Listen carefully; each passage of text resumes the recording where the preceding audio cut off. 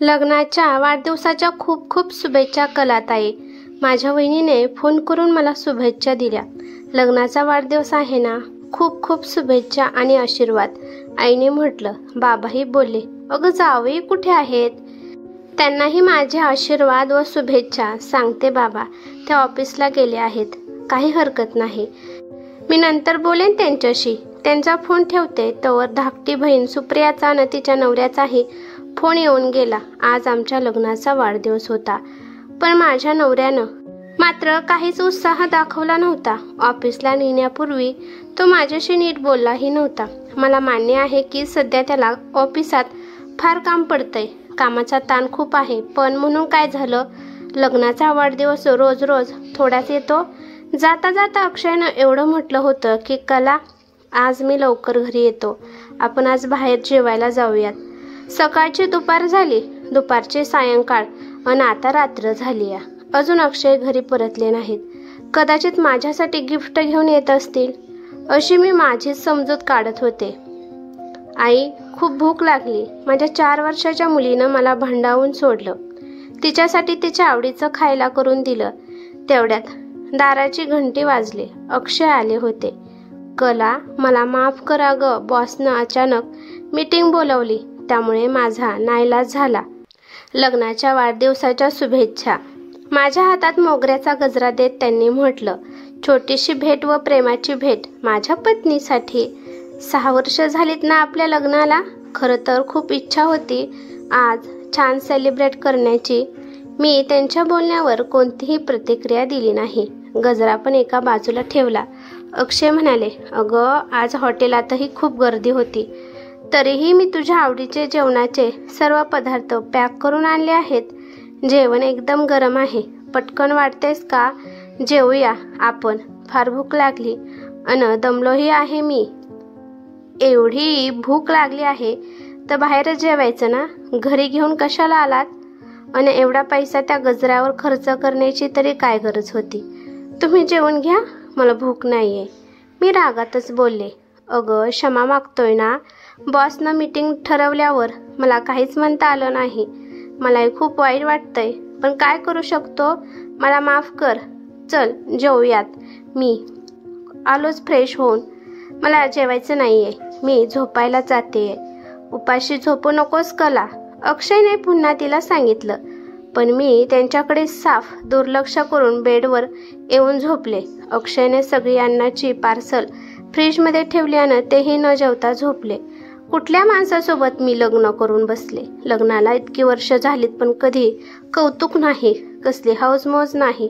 आज निदान हॉटेलात जेवायला तर जाता आलंच असतं. एक हा माझा नवरा आहे आणि दुसरा माझ्या धाकट्या बहिणीचा नवरा. किती प्रेम करतो तिच्यावर, किती किती काय काय आणत असतो तिच्यासाठी. माझा राग कमी होत नव्हता. उपाशी पोटी झोपही येत नव्हती. पण मी ग्लासभर पाणी पिऊन पुन्हा झोपण्याचा प्रयत्न करू लागले. अक्षयला झोप लागली असावी, त्याला कधीच का समजत नाही मला काय हवंय, मला काय आवडतं. धुमसत असतानाच कधीतरी मला झोप लागली. गुड मॉर्निंग माझी जान, सकाळी मला मिठीत घेत अक्षय म्हटलं.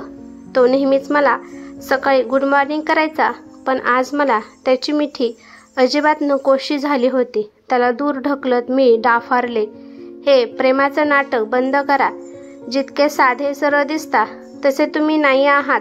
मला तुमचं खरं रूप कळतंय. आता मी जसं आहे तुझा आहे. काल खरंच तुझी खूप निराशा झाली, पण खरंच सांगतो ग, माझ्या बॉसचा मलाही राग आला होता. पण नोकरी तर करावीच लागेल ना. पगार मिळाला नाही तर संसार कसा करणार? नोकरी नोकरी नोकरी अशी काय मोठी लाखभर रुपये देणार नोकरी आहे तुमची? काय असं घेतलंय तुम्ही माझ्यासाठी नोकरीतून?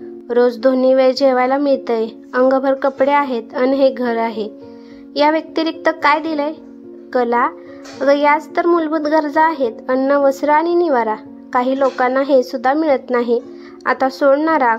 तू रागवलीस ना की अगदीच छान दिसत नाहीत. तो आनंदात राहा. चल आज आपण बाहेर जाऊ, मनसोक्त फिरू, बोलू, जेवण करू. तुझी इच्छा असली तर सिनेमाही बघू. आजच्या सुट्टीचा उपयोग पुरेपूर करू. लग्नाचा आज वाढदिवस साजरा करू. चल ना, अजून किती वेळा स्वारी म्हणू.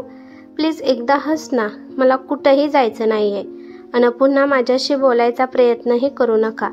तुमच्याशी लग्न केल्याचा पश्चाताप होतोय मला. काय माझ्या बाबांनी बघितलं तुमच्यात आणि माझं लग्न करून दिलं तुमच्याशी. किती किती दिलं होतं बाबांनी मला. सगळं तुमच्या आईवडिलांनी ठेवून घेतलं. केवढी स्वप्न होती माझी लग्नानंतर काय काय करेन म्हणून. पण तुम्हाला कसली हौसच नाही. आता मी काहीही मागणार नाही तुमच्याकडे. काय हवं ते माझ्या बाबांकडूनच मागून घेईल.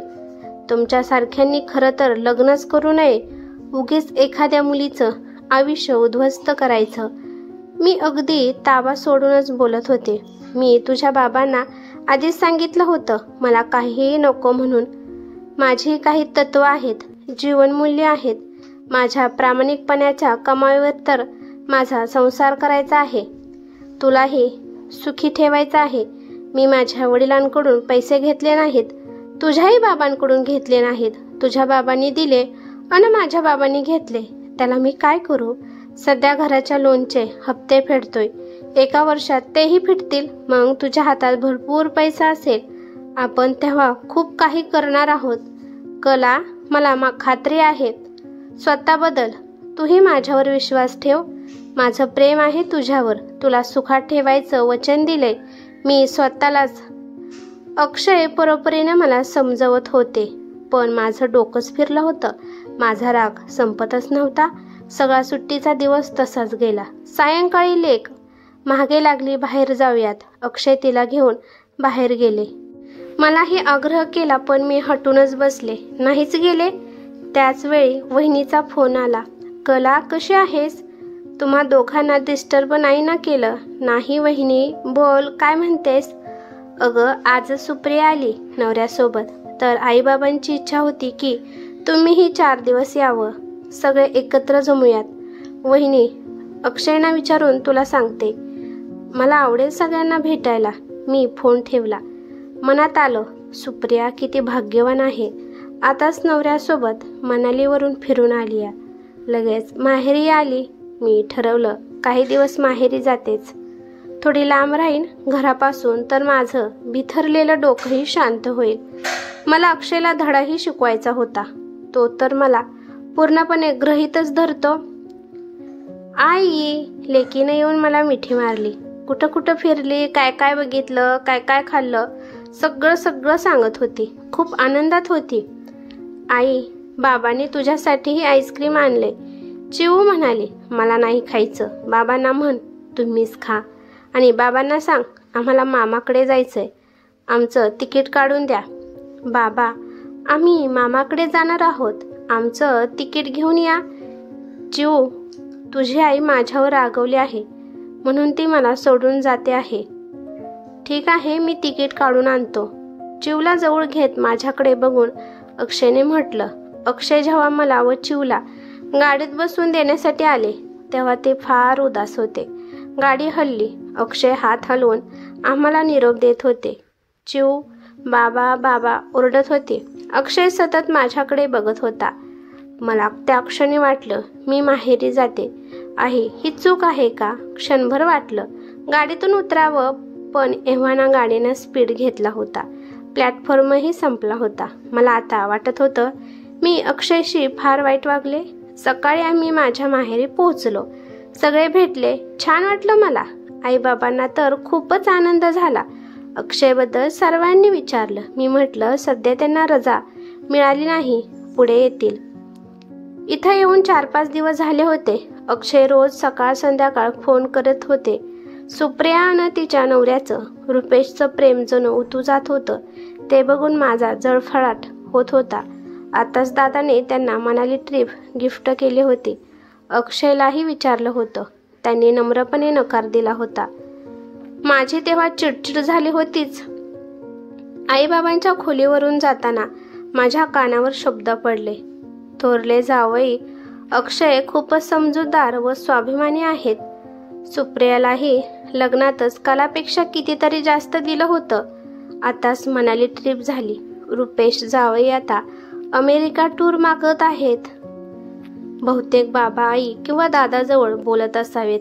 त्या दिवशी आई बाबा आणि दादा वहिनींना रात्री कुठंतरी लग्नाला जायचं होतं. मी आणि चिव हॉलमध्ये TV बघत बसलो होतो. 8 वाजता चिवला भूक लागली. जेवण गरम करायचं का की गरम आहे हे बघायला मी स्वयंपाकघरात जात होते. तेवढ्यात सुप्रियाच्या खोलीतून हसण्या बोलण्याचा आणि इतरही काही विचित्र आवाज कानावर आला.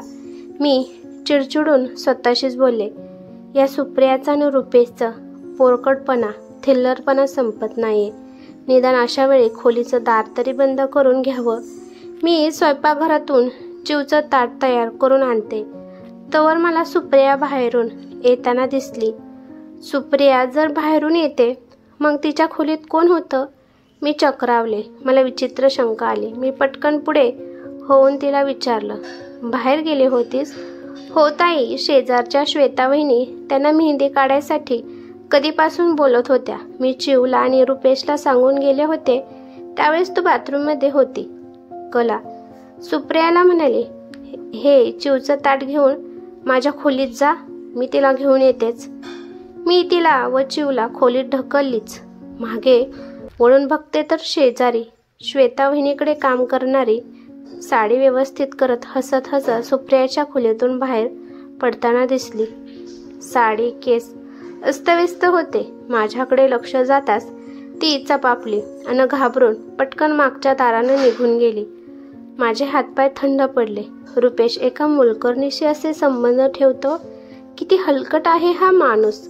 आणि माझ्या वडिलांच्या पैशावर पण त्याचा डोळा आहे. माझ्या बहिणीशी प्रेमाचं नाटक करतोय. मी कशीबशी खोलीत पोहोचले. खोलीत चिव मावशीकडून गोष्ट ऐकत जेवत होती.